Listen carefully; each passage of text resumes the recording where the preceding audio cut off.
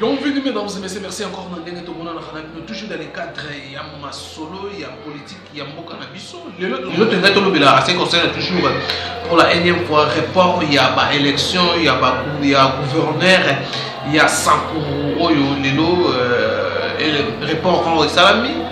Par rapport, il y a dépôt et plainte, il y a la meilleure main de contre-étrangère, ou toujours à acquisir Aza étranger dans mon cannabis. Bien que le Conseil d'État a réhabilité qui est, Seigneur validé qui, mais va repousser encore les élections.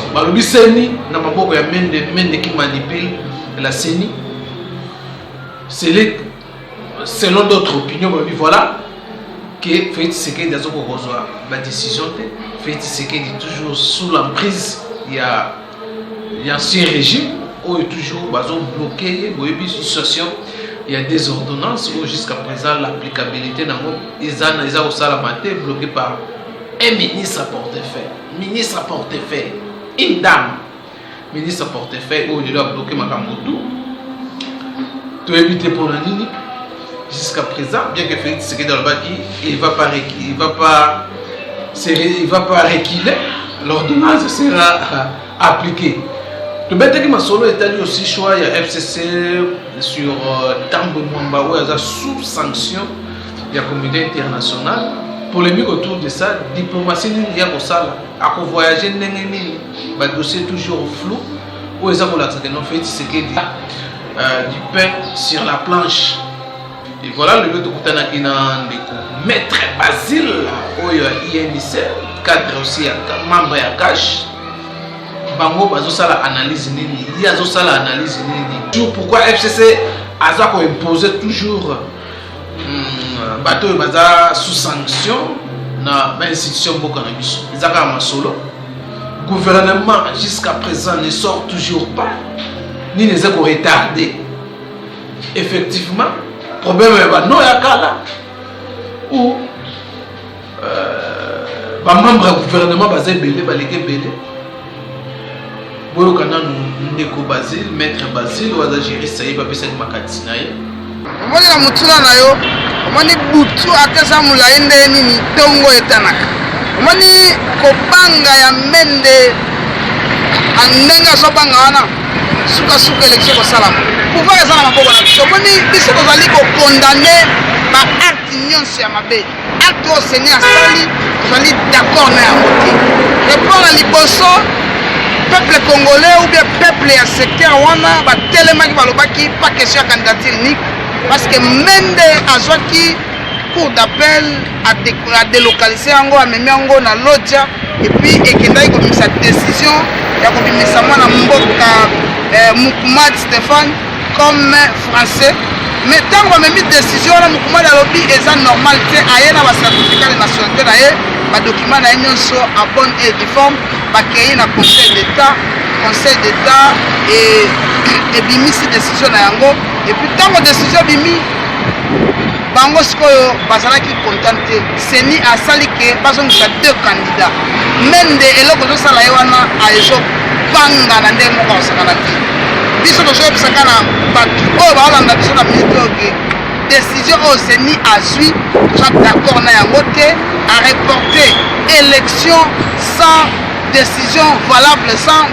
biloko moko ezopousse qu'il faut élection à la reporter élection wana ezali ke bakosala yango na territoire mobimba te mais ezali élection ya 25 personnes élection ya 25 personnes bakoki organise yango ata na bapapier okoti okomi kaka kombo ke non ngai na vote Mende to ngai na vote Mukumad esili élection esalami mais ezosala biso mpasi motu lokola Mende balingi ete province ya Sankuru eza constitué na 6 provinces et 6 territoires. Dans ces territoires à mon côté, ils ont soutenu Mende.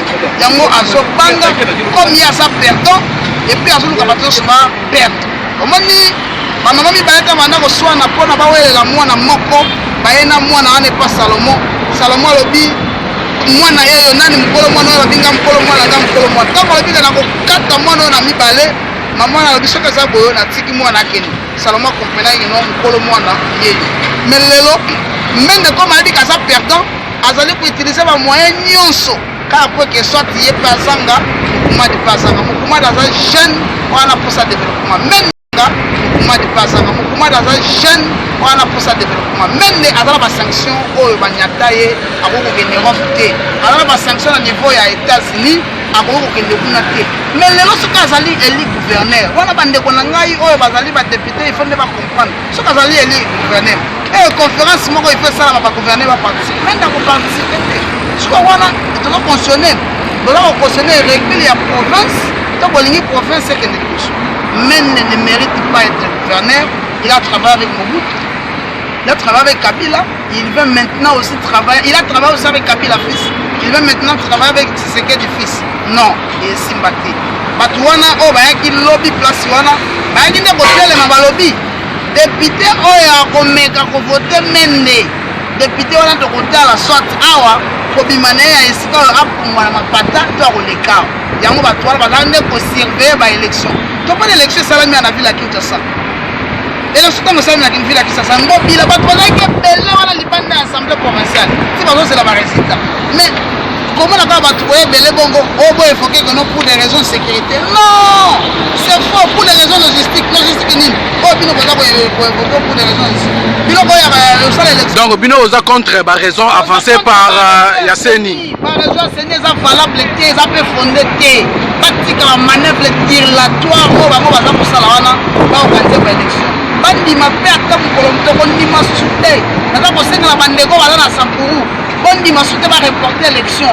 Même dans le règlement de l'intérieur, il y a possibilité de localiser les élections. Mais ce que mairie continue na territoire mususu pas na Sampuru. Des ordres de ça là. Là il y a un embauchement. Soit tu vas même à député provincial, on a mis ce bail à Kinshasa, attends l'Assemblée provinciale à Kinshasa, ça l'élection, mais les appuis, après, voilà la solution. Mais ce qui ça affaiblit aussi le pouvoir na bino ya caché. Ça ne pas le pouvoir, nous sommes en train de préserver l'intérêt du peuple ya kuna. Parce que si bino que ça a mis un dengue à ma paix, les gens vont mourir. On n'a plus besoin que ma Congolais pour la on n'a plus besoin que ma Congolais pour couper belé na Yungi, pour couper belé na Est. Il ne faut pas encore na Sankouba pour prendre un individu mende. Jamais pour le pouvoir na Dieu. Sauf qui est le 20 et l'équipe, nous proposons que le président nomme un conseiller ou un commissaire spécial pour gérer la province Wana. Donc les hommes ont tellement mabé à Mende, parce que sur 25 députés, Mende en a que 8. Les restes sont le soutien total, ils soutiennent totalement donc candidat Moukoumadi. Voilà le désordre, l'auteur du désordre au Yamakambo dans l'élection à Sankoro, c'est Mende, c'est lui que le peuple Yakuna, toute la population Yakuna, voilà ce qu'il est en train de faire. Et puis, Achambongo, et Totuana, il a déjà évolué. Totuana, va député, si va y épiquer, pour cautionner et dire.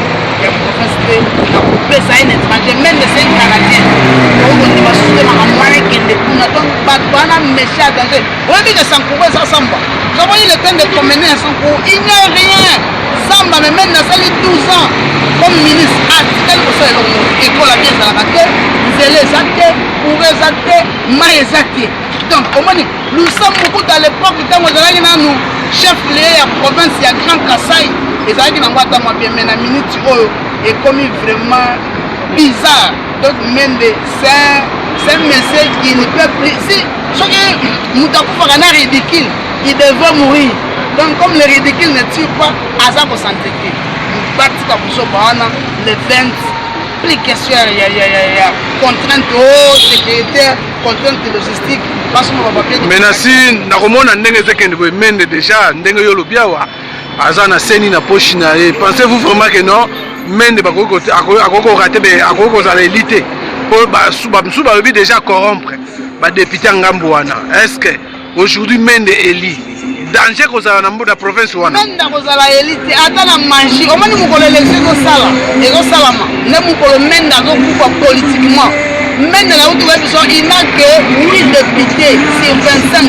les autres bazali pour Mukumas. Yango azolinga élection salama te, il est conscient de ça.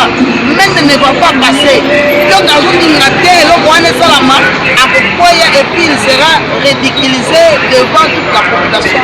Yango azomema ba raison wana azomema ba manœuvre dilatoire pour makambo wana et salama. Donc ndenge tozawa mende soki élection salami. Moi j'ai mis ma main au menda pour ma gouverner. Parce que nous avons eu aussi avoir des informations sûres que personne ne peut cautionner les reculs de la province Wana en donnant son mandat et pas même. Voilà, alors tu parlais sur l'élection, à peine à Sénat, élection, il faut Salama déjà candidat à FCC, pardon, Nani, Tambo Mwamba, Nongotoloba, ou Tambo Mwamba aussi, avant la sanction.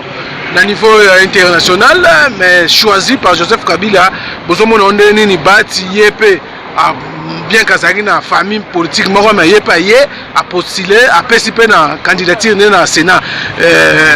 N'habite bino bozo sala analyse na ndenge nini pour beaucoup bazoba pourquoi pas cash a il s'appelle candidat na par rapport ya coalition bosalaki. Kaka bango na ba institution nyos. Omoni na jeu politique na jeu démocratique esenga na pe ke ba candidat ba salami balé. Wana na pesa avis personnel na ngai. Si c'était moi, je devrais soutenir la candidature ya le bonabiso le professeur Bati.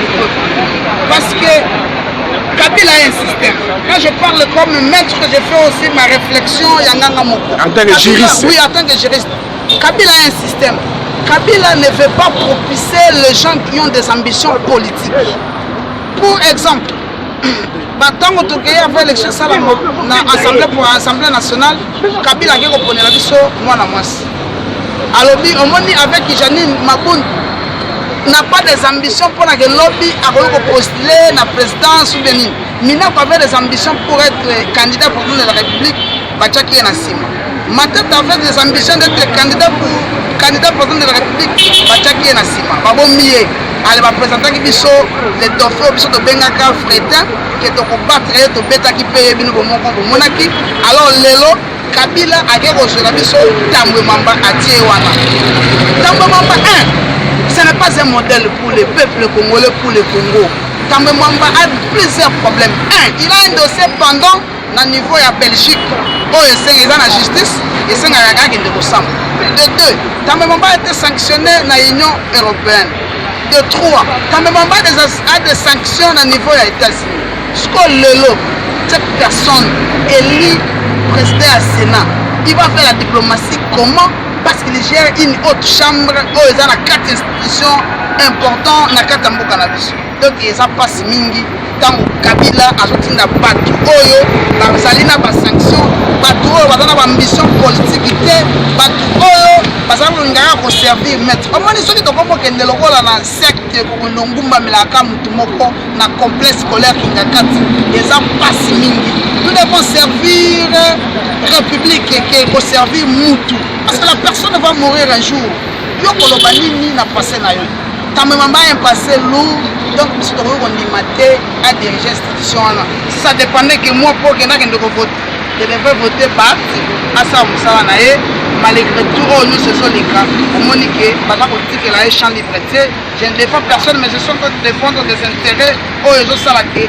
Oh, le lobby, nous devons soutenir cash, nous devons soutenir Kolongwa ya Bat. Non, le cash ne soutient pas Kolongwa Bat. Bat a été auto-exclu. Il a été suspendu selon la lettre et lui-même a pris acte et puis animé à son chemin. Et jusqu'à maintenant, il ne s'est pas encore positionné. Il va donner sa position, soit à milieu, soit... Bah, le but déjà, Azaka Ali à INC, pour ça, alliance na Sud Kivu, si j'entends. Pour rappeler la question qu'on avait posée à l'époque, pour ça, l'alliance na INC. Au commune à cash, il avait donné la réponse. Vous avez la réponse. Il avait dit non, je ne suis pas du cash, mais c'est l'alliance au niveau provincial. Il avait réitéré aussi sa décision de rester derrière Kabila. Aujourd'hui, il est remercié par Kabila à l'Ussanda. Donc, voilà, Kabila ne veut pas que Bato ait une mission politique, pas que nous musique. Yango bino bozo zelaye aya na cash boyambaye. Non, mais nous sommes en train de faire la politique. La politique, c'est un jeu d'intérêt. Là où il n'y a pas vos intérêts, lorsque vous constatez que mes intérêts sont menacés, vous ne pouvez pas rester là-bas. C'est ça. Chaque fois que l'intérêt et vous allez mieux protéger la cache. Il est le bienvenu. Donc, vous êtes d'accord pour nous yambaye? Non, mais malgré passé naï sombre. Oyambi na moto zalaki na opposition. Bakona kolongwe pa Kabila. Malamo bala mabeni so na kosala.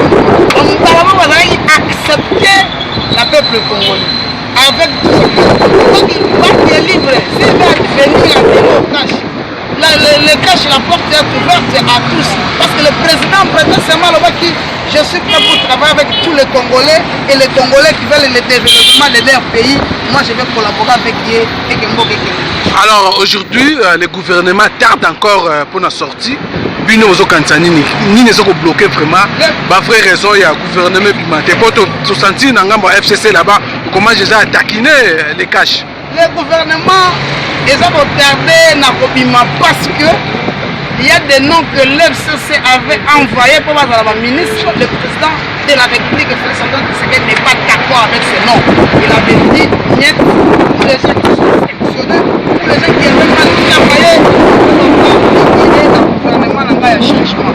Et les jours où l'FCC va aller majoritaire, parce que pour des raisons, la coalition, pour des raisons constitutionnelles, une obligation, pour essayer que tous ensemble, pour coaliser ensemble le gouvernement, ils pour ces raisons-là, et que bateau, il faut pas avoir animateur à l'institution, ou bien animateur pour diriger le ministère, il faut pas avoir un maboko pembe, comme il faut pas avoir un maboko pembe. Ce qui, basali, na maboko pembe te bayate à 9cc il y a des gens intelligents, il y a des hommes compétents batinda le gouvernement écobima ce qui batindi le gouvernement paye écobima parce qu'on va pas aligner de mauvais joueurs pour ceux qui va koti parce que va comme voilà on dit bilo wana sana Kabila yango va comme sana Tshisekedi.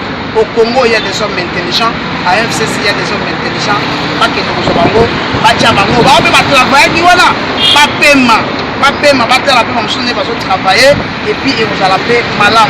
On travaille pour l'intérêt du peuple congolais et non pour l'intérêt de l'ennemi. Alors lelo tokolo banini quel climat entre FCC Cash climat zandengeni? Entre FCC Cash on n'a pas de problème. Le climat nous sommes en bon terme, nous attendons qu'on nous amène des vrais noms et des noms des gens qui n'ont pas encore travaillé, qui n'ont pas de problème de gouvernement économique. Lelo babengi bino vous avez apprenti, la raison pour laquelle ils ont retardé la sortie du gouvernement. Il ne faut pas utiliser ces mots. Il n'y a pas un homme, un chevronné politicien comme Vital Kamerhe. J'ai même ma main coupée, personne ne peut me contredire. Vital Kamerhe, c'est un homme, c'est un politique, il maîtrise la politique congolaise. Personne ne peut me contredire. Et si quelqu'un peut parler de ça, c'est vraiment marqué des choses à dire. Vital est là comme directeur de cabinet. Il n'y a rien qu'on peut apprendre. Tout ça nous avons, et puis ce n'est pas aujourd'hui que nous avons commencé à travailler. Rien qui bloque. Si l'FCC envoie des noms, parce que c'est le président qui a la dernière décision. Pour Bolobaki, dans la réaction, c'est cash bloqué que le gouvernement. Non, en quelque sorte, caché. Parce que je crois que les cash sont bloqués, oui. Parce que si on a les bisous, on bloque.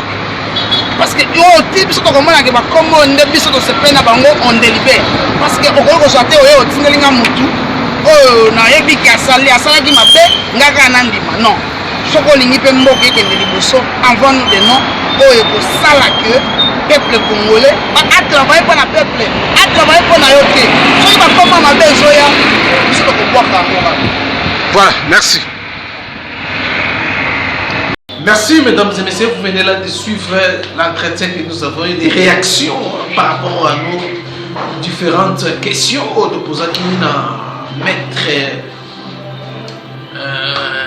Basile Pogno, INC, membre INC, cadre INC, membre cash, situation, Yamboka Yapesi Yayepe, la réalité, Apesi Yayepe, analyse, la proposition à Sali.